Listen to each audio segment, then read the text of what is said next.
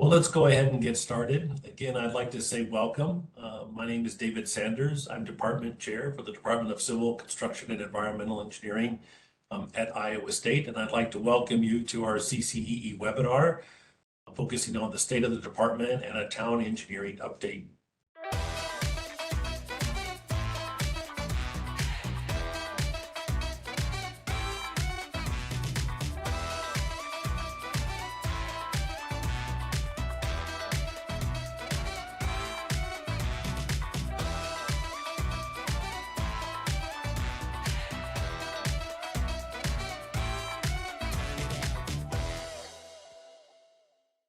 I like that video because it just kind of sets the tone that we have for our semester right now. There's a tremendous amount of energy in our program in terms of our students and our research and our faculty and our staff. And so it's a great pleasure for me to give you a department update. One of the more exciting things that we do is when we add new faculty and staff to our department. We've added a new faculty member this year, Yuderka Trinidad Gonzalez. As you can see here, she's a new assistant professor in the area of geotechnical engineering. And on my next slide, we'll actually hear from Dr. Trinidad about her areas of expertise and what she'd like to investigate as a member here at Iowa State University. Hello, everyone. Thank you so much for having me today. I am Yuderka Trinidad Gonzalez, and I am a faculty member here at the Civil Engineering Department.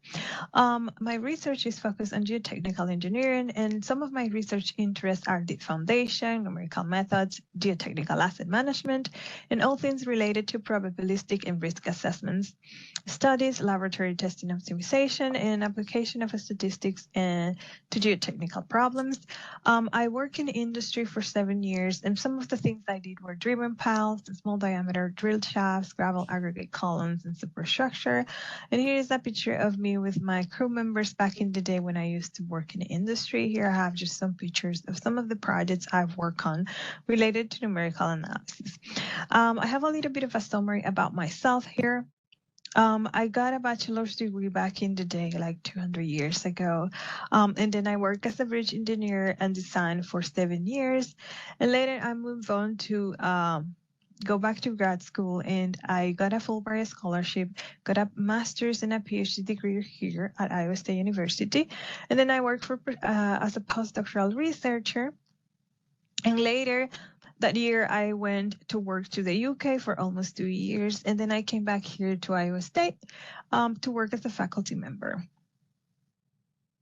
Here I have a picture of some of the things that I am researching, or some of the things I would like to kind of find answers of solution for. Like, a question I will ask is, how can we try to understand these processes? This is a slope, is a shallow slope failure, and the studies I conduct are for both natural slopes, so landslides, or man-made slopes, embankments, and cuttings.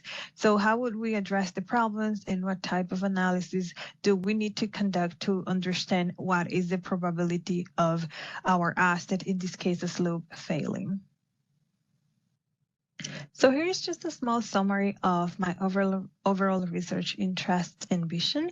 The main thing is that I conduct geotechnical assessments, whether numerical analysis or lab-related studies or field studies, and sometimes I combine those with statistical or probabilistic theories, and I would like to find the answer or solutions to questions related to how variable is the soil in the field that we're working on the project. Can I characterize the properties of my soils using deterministics, so having a single point, or do I need probability distribution functions?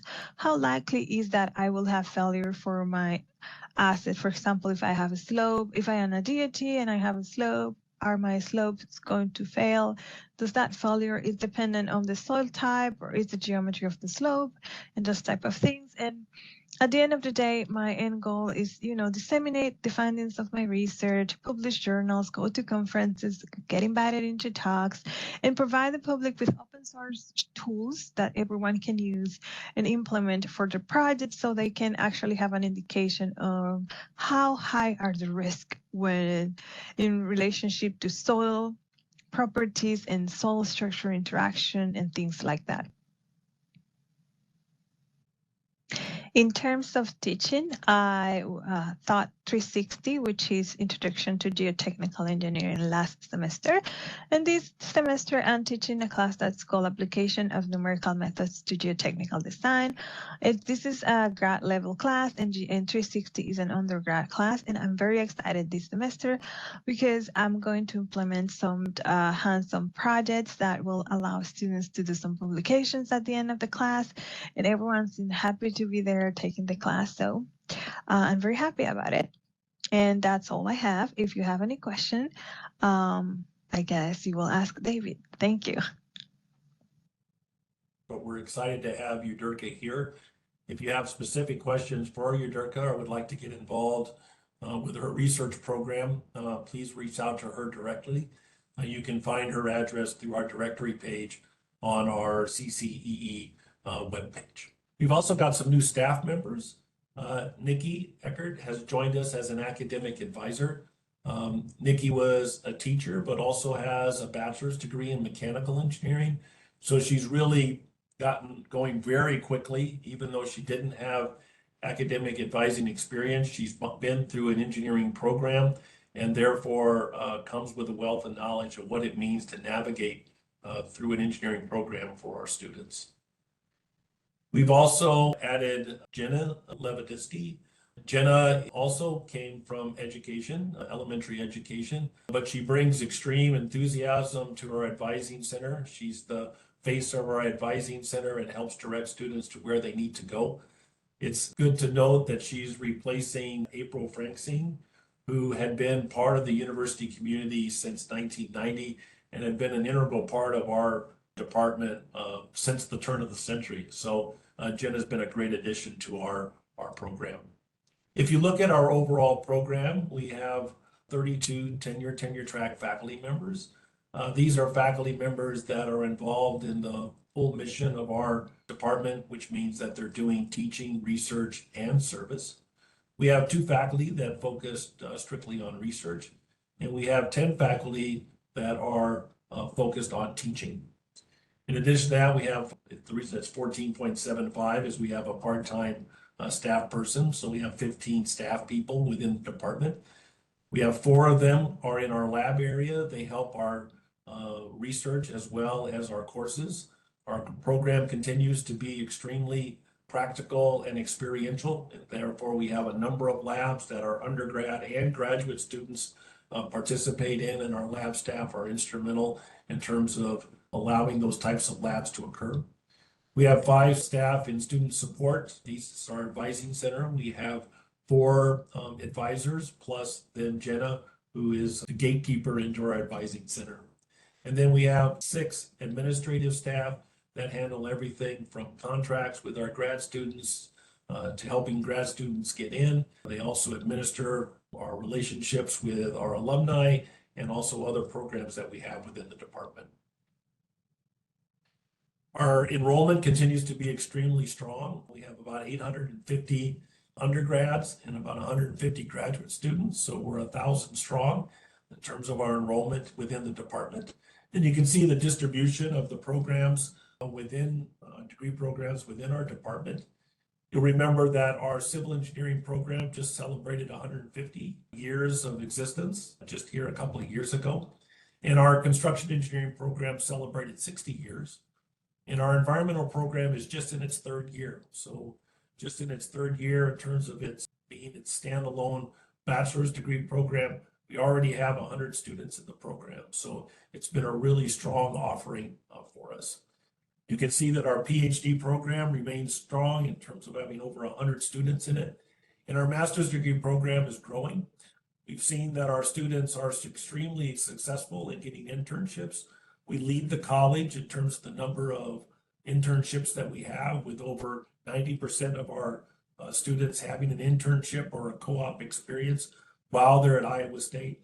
And many of our students are getting job offers well before they graduate. In fact, many of them, when they turn from their internship prior to their senior year, they're coming back to Iowa State with a job offer. We also lead the college in terms of the placement of our students, both at graduation, and then they also measure it 6 months after graduation. So things are going extremely well in terms of our program. I thought we'd just put this in context. The ASEE is the American Society of Engineering Educators. This is their latest data, so they lag behind a couple of years in terms of the data. But the yellow shows Iowa State. So in terms of the number of engineering BS degrees, we're the 12th largest program in the United States in terms of degrees awarded, and 10th in terms of the size of our program. If you focus in on civil engineering, we're the 10th largest program in the country in terms of the number of civil engineering degrees that we have. Another number that I think is really interesting is just the total number of BS degrees. And I put 2 years here, 20 and 21. Again, 2021 is the latest data that we have. And you just look at this, the total number of BS degrees awarded in the United States. So they kind of break it down into different categories. So you'll see that there's civil engineering, there's civil and environmental engineering, and there's environmental engineering. So if you think about combining all of those together, there's around 15,000 degrees that are awarded every year. I want you to contrast that with the number of mechanical engineering degrees. So the number of mechanical engineering degrees is around 35,000. If you combine computer science within engineering and computer science outside of engineering, you can see that you're almost close to 40,000 degrees in computer science. So these two programs, mechanical and computer science, are by far the largest programs in terms of mechanical and or engineering type degrees. But civil engineering continues to be extremely popular. Another number that I wanted to show you from ASEE is the number of underrepresented minorities and also the number of women. So if you look at underrepresented minorities, civil engineering is a little over 20%. And again, you see those same breakdowns that you saw before with civil and environmental and environmental. If you look at Iowa State, we're at, in our program here, we're at about 17%. If we move over to the right and look at the number of percentage of degrees that are women, you can see that environmental engineering leads all engineering degrees with almost 60%, followed by biomedical at just over 50%. I would also just mention real quickly that Iowa State has started a biomedical engineering degree, and this is its first year. If you look at those numbers in terms of Iowa State, you can see that our overall average is 24% women. In contrast, the United States, where it's around 30% for in civil, environmental, or civil. But if you also look at the breakdown within our degrees and drop to the bottom and you look at environmental engineering, you can see that again, just as nationally, our environmental engineering program is leading the way in terms of the percentage of BS degrees by women at over 40%, and then 23% for civil and 16% for Connie. The last thing I've kind of put on this page, which I think is interesting, is the number of first generation students. And it's interesting to see that about 10% of our students are first generation students. So that's a great number in terms of people that are getting to come to college for the first time with their families. So I also wanted to announce a lot of the awards that we're winning, both for our staff and faculty. 2023 was a great year in terms of our recognition of our faculty and staff. Cajun Wang won the Anson Marston Distinguished Professor. That's the highest award given to a faculty professor. J.D. Baker, one of our teaching faculty, won an Advising Impact Award. Our Endure team, led by Alice Alapor and Baruch Chaffee, won an Interdisciplinary Team Research Award. Within the College of Engineering, Alicia Carroll won an Outstanding New Staff. Peters Taylor, Excellence in Extension and Outreach. Christina Polakowski won Inclusion Excellence. And Cork Peterson, who is one of our alumni, won the highest alumni award of the Anson Marston Medal. In our department, we also provide awards. Antonio Arenas and Hart Lubowo won the Anderlitt Faculty Award for Excellence in Undergraduate Teaching. Chris Day and Jonathan Wood won the Charles Schaefer Award for Excellence in Teaching, Research, and Service. Nicholas won the Staff Exceptional Performance Award, and Nancy won the Staff Exceptional Performance Award. So we're extremely proud of all the awards that they've received. In addition, in terms of external awards, Marley Walton won the NCEES Distinguished Service Award. Sam Easterling, our dean, is an ASCE Distinguished Member, and Alil Shalan won the University of Illinois Alumni Achievement Award. Other awards include Travis Hosting, Student Council Outstanding Engineering Faculty of the Year Award, and also some of our students are winning awards here at Iowa State, with Marissa getting the College of Engineering Dean's Student Leadership Award, and Han Lu, honorable mention, the San Frano Prize. We have a lot of things that are going on within the department. 5 areas that I would like to emphasize is the undergraduate research program, recruitment, and within recruitment, our student ambassador program, some of our facility enhancements, and then also our town engineering building project. Our undergraduate research program has been around for a while, but we really started to put an emphasis on it in the spring of 2021. And since then, we've had over 90 students that participated in the program. They're sophomore, juniors, and seniors in all of our majors. 40% of them are female identifying students. What we do is we provide them with financial support to actively be involved in research projects that are going on within our department. The funding comes from Hartman funds, our excellence funds that are provided by alumni of our program, as well as Dr. Smati. Hi, my name is Shanna Fellows, and I'm a senior in civil engineering.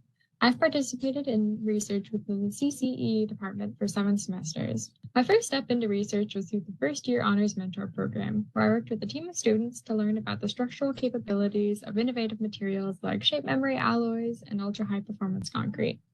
I enjoyed the research process and applied for the CCEE undergraduate research program, where I analyzed the capabilities of newly designed rebar coatings. Once I found my career interests were in the environmental side of engineering, I joined Dr. Lu Liu's team, where I've worked for the past 2 years. With this team, I've analyzed the effects of climate change on temperature and precipitation trends in Iowa and across the U.S. I've worked with a great team of grad students and professors during my time in the CCEE undergraduate research program. One of the best things about the program is that it has allowed me to get ahead of my classes and to learn things that are normally outside of the civil engineering coursework. My experiences allowed me to learn how to operate a tensile testing machine and to create compelling figures by coding R. Undergraduate research opens up a wide range of opportunities to network within CCE and Iowa State through presentations and collaborations. I've also received the opportunity to present at multiple national conferences, and that's where I can share the impact of our research here at Iowa State with professionals from across the country. Through research meetings, presentations, and writing, I have gained a lot of practice and confidence in technical communication, which has made my transition into internships and a full-time career so much easier.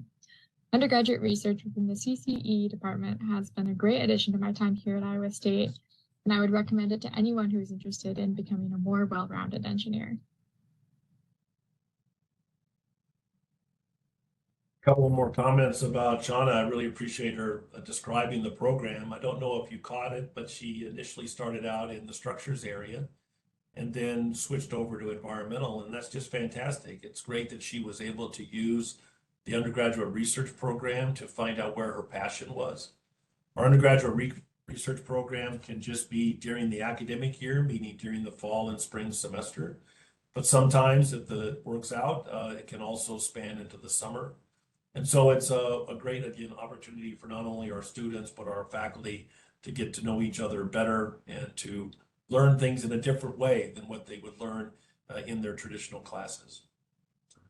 We have extremely high demand for our students, and so we're working hard to attract more students into civil construction and environmental engineering. We've enhanced a lot of our signage that we use within our recruitment areas. We're working with virtual reality and videos at our table in order to try to give people an interaction in terms of what it would be like to be a civil construction or environmental engineer. And we've also done a lot of enhancements within the building so that when, and I'll show some pictures of that later, in order that when people come into town engineering, that they can see it as a place that they'd like to hang out in and get a degree. We've also initiated a student ambassador program. This is where we're hiring and utilizing some of our own students to help in terms of promoting our program. We use them in terms of student visits when students come, so they're not just meeting with faculty and our advisors, but now they also get to meet with students within our program. And we're looking at new ways to use them in terms of actually getting out into the community in order to promote the things that are going on here at Iowa State University and within just in the majors of civil construction and environmental engineering. So this spring we have 13 ambassadors. As I mentioned earlier, we continue to enhance the look of town engineering. If you've joined one of our webinars before, you've seen these pictures in terms of us getting out the paintbrush and some graphics. Also in the lower left-hand corner, showing us improving the front area of the building with some places for students to gather and sit. We've also gone into the classroom. The one on the left is Town Engineering 178. It's primarily for our surveying program. We've brushed that up as much as we possibly could. And then in 220, we've also put in new carpet and banners and new tables in order to create a real team-based learning environment for our students. It doesn't stop there in terms of our research operation. Hopefully next time I'll show you how room 34 in the basement has changed, but this just shows that we're starting with a clean slate. We cleaned out this room, and the next time you come to a webinar, hopefully I'll be able to show you our area, which is now a very vibrant space for our research program. We're also visualizing a lot of these spaces in advance of us even starting a project. We're beginning to investigate what we could do with the back dock area of town engineering. That's the image that you see on the left. The image on the right is a geotechnical laboratory that we're looking to change. And so we utilize the tools that are available to many people out in industry in order to determine exactly how we want to change the spaces that we have in town engineering. This is the other side of that geotechnical space.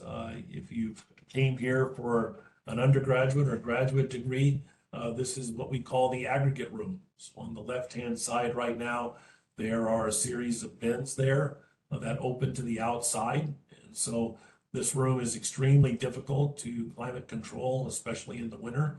And so what we're planning on doing is actually putting a formal door in the wall and changing the way that we store aggregate and soil within the building. And so we find this as a really positive way to change the space. We haven't initiated this project yet, but we're doing planning so that if the money becomes available, we can jump on it.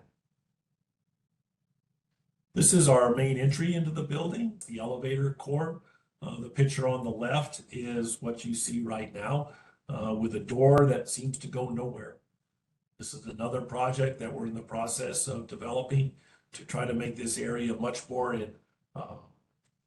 attractive and also provide students that are coming here for tours a little bit more of a taste of what it's like to be a civil construction or environmental engineering. We're currently working with a local marketer to determine exactly what this final scheme will look like. Another thing that we're doing is trying to open up our laboratories. This is an example of 2 rooms in our existing building. The one on the left is our capstone room. The one on the right is our study area, where doors have already been replaced that have windows in them. If you go throughout our building, most of our buildings have either solid core doors or doors that just have narrow slots in it. And therefore it's a mystery in terms of what goes on behind those doors. And so what we want to do is open up these doors so that as people walk through the building, they can see the types of things that are going on within town engineering. And our idea is to put a QR code on each door so that somebody can investigate the different details of that room and again, what's going on in that room. Well, I would want to also give you an update on our town engineering expansion and renovation. We are at the 25% schematic mark and we're holding there. So the figures that I'm showing are where the project will go once we've raised the money for the project. We are in the process of raising $33 million for the project. And so I'll have a slide later on that'll show you ways to get involved in that.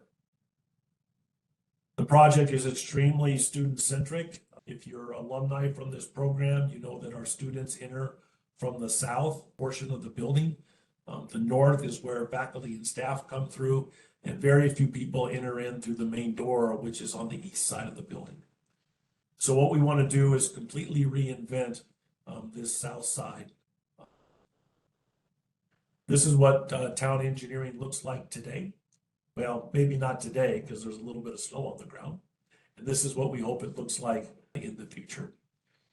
I like this picture because it kind of honors the past with the vertical and the bricks, but yet look at the amount of windows and glass that are in this addition. And it creates a grand entrance into our building that we currently do not have.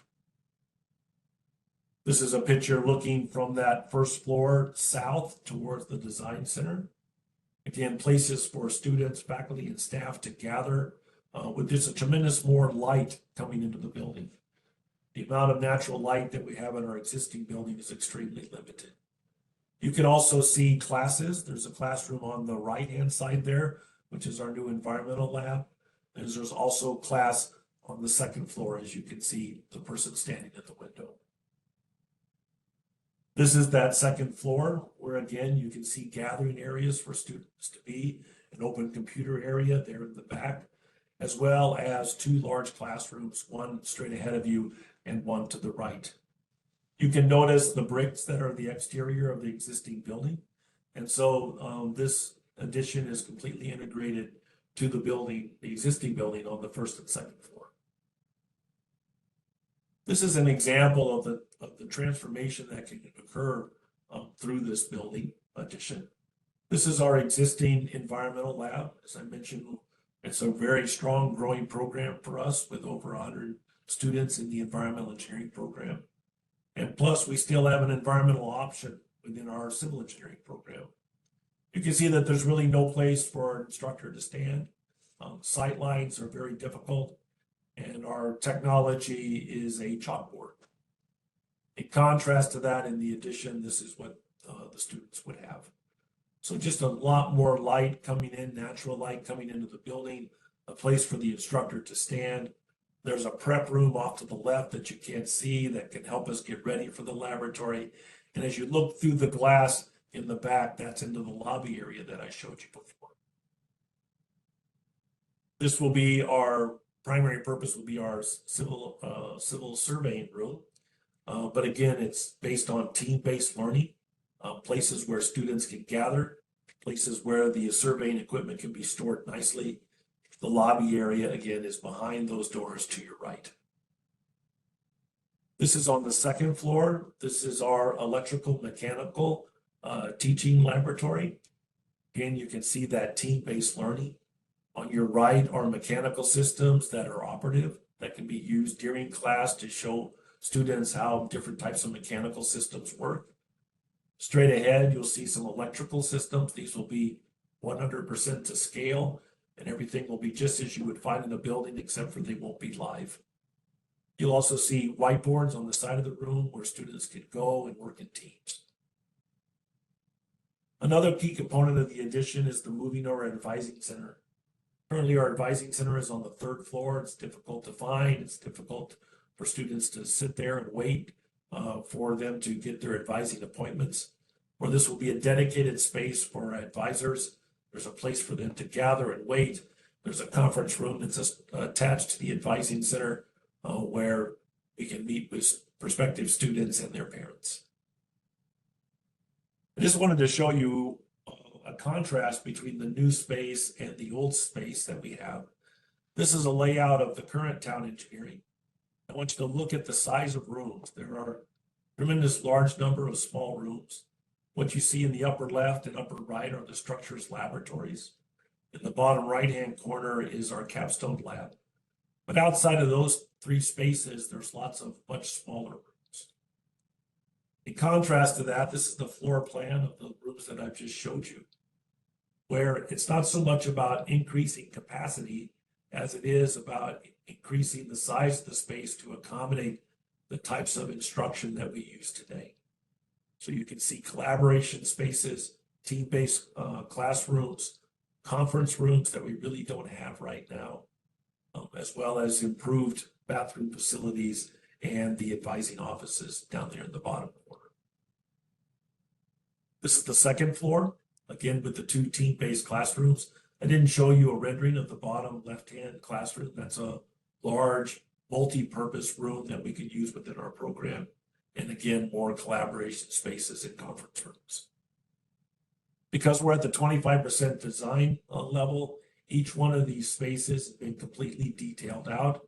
And so we actually exactly know what we're going to be getting as part of this expansion. This is the picture of the wet lab, and you can see that lab support space, which is so critical for a lab like this.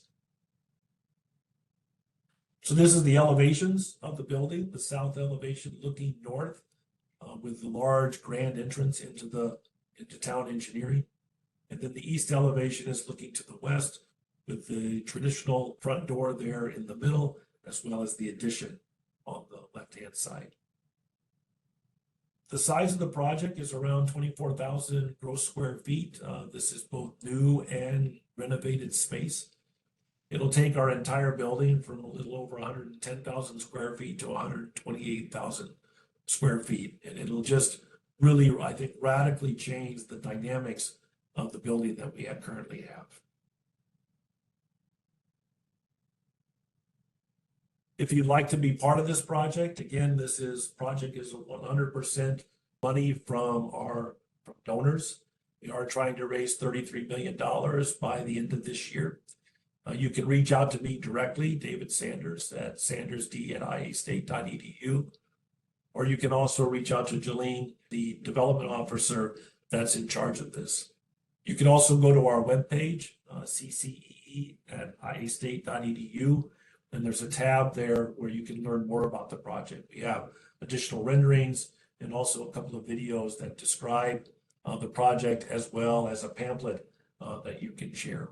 We've been working with individuals as well as companies. And so if your company would like to be part of this, or you'd like to be interested in a naming opportunity, again, please reach out to us. Most importantly, we'd just like for you to stay connected with us. We have a very active presence on LinkedIn, as well as Instagram and Facebook. And so I hope that you will find a way to come back to Iowa State, just as I did. For those of you that don't know, I'm an '84 grad of the program, wandered in the wilderness for a long time, and came back 5 years ago to be department chair. We have several faculty on our department who are alumni of the program. I'd like to open the floor for any questions. And again, the primary way that we're going to do this is through the chat. So if you have any questions, fire away. So I have a question here: is what is included meant by taught via the electrical mechanical renderings you showed in one of the drawings? In our construction engineering program, we have 4 emphases. We have infrastructure, we have buildings, and we have mechanical and electrical. And so within those mechanical and electrical emphasis, we want to be able to do direct demonstrations of the types of things that they're learning. We currently have a classroom where these demonstrations are just kind of in the room. They're not really integrated into the room. And so we want this room to be able to, as one of its functions, to be able to really help those emphasis areas understand mechanical and electrical systems within a building environment. It also brings up the point that we want this whole edition to be a living learning laboratory. So I think you're going to see a lot of exposed mechanical and electrical systems throughout the building. as well as structural systems and other aspects of the building. We also want to monitor the building so that we can study heat flow within the building. And so again, not only is it just a building, but it's a part, we want it to be integrated into our program. Got a question that the Student Ambassador Program sounds like a great way to reach out and excite new students. Can you tell us a little bit more about it? So what we've done is we've reached out to students of all levels within civil engineering. And if we have a recruiting event, for example, we have events throughout the year that are developed by our College of Engineering, in which they bring prospective students onto campus. And when they do that, they give departments an opportunity to have a table/booth in order to kind of explain what their major is about. In the past, that table has staff in it, or advisors in it, as well as maybe one faculty member. But these ambassadors now will be at those tables also, so that if a student or a prospective student has a question about the program, it's a student that could be able to answer that question. In addition to that, we have individual prospective students where students actually come to the department. Again, they tend to meet with an advisor. And at those meetings, we're also going to have them meet with a student so that they can get a direct impact on what it's like to be a student here at Iowa State. We'll also be using the ambassadors as part of texting and calling campaigns for prospective students.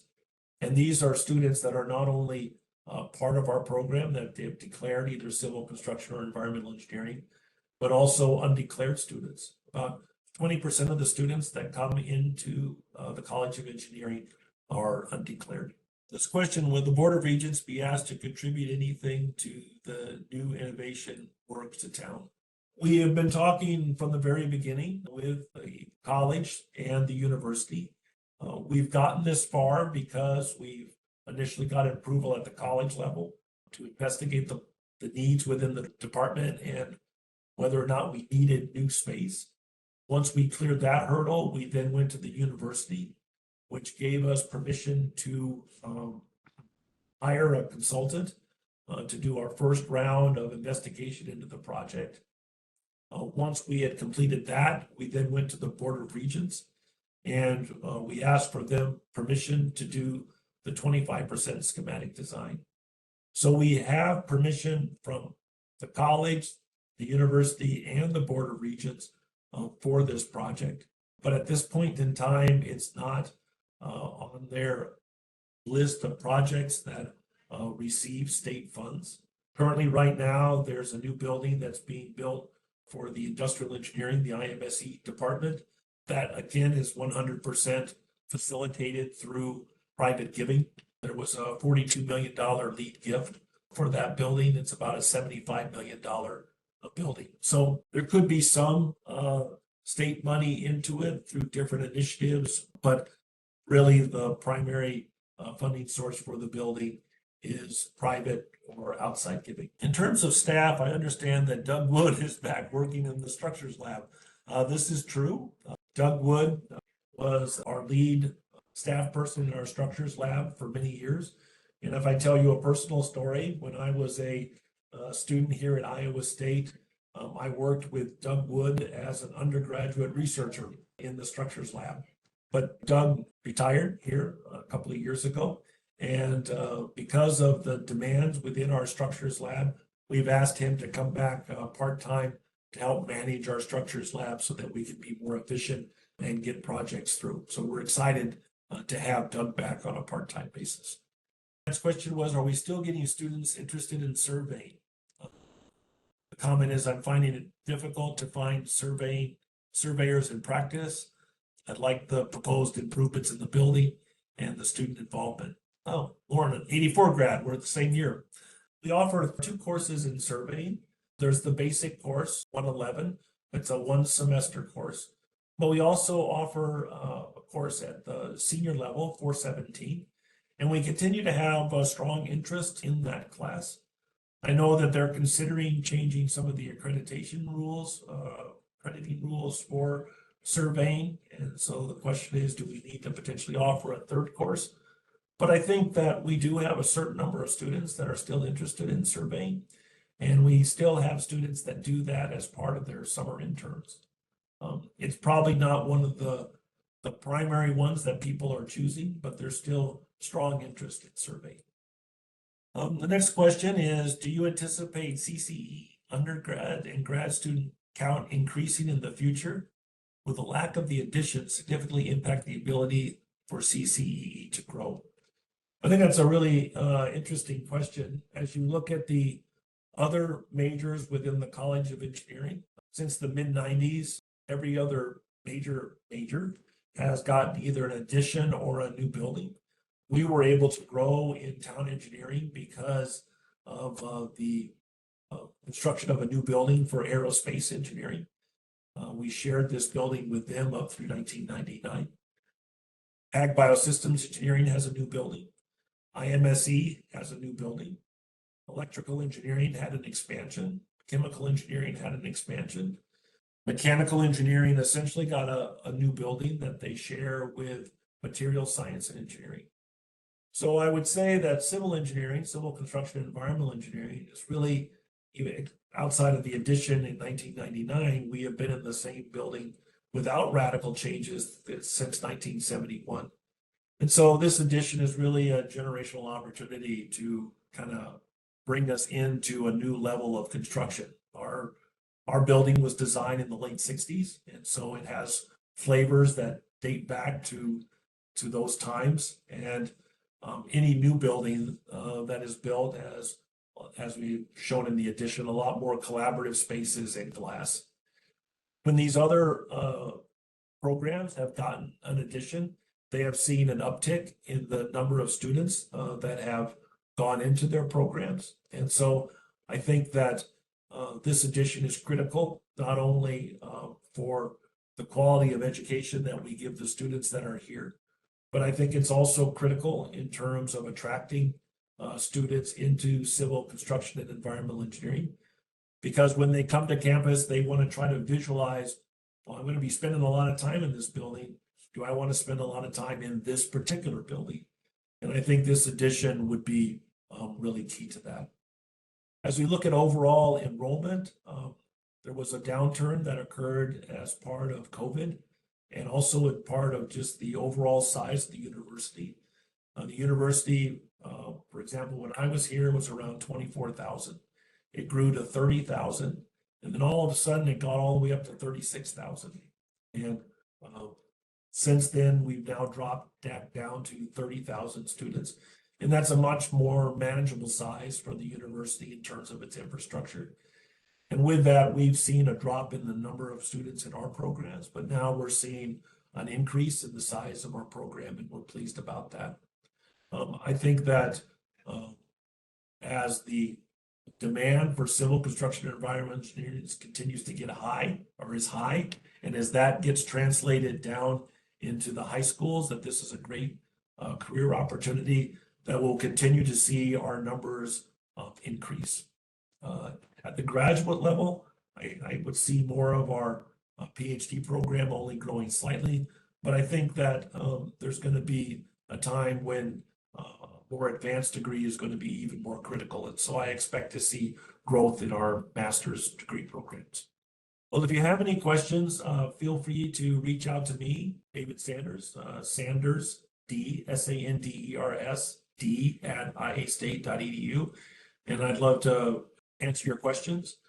Also, if you'd like to contribute to the town engineering project or any of the other projects that I briefly talked about today, your participation in our program is critical to the types of things that we're able to do, not only to our physical infrastructure, but also for our students, faculty, and staff.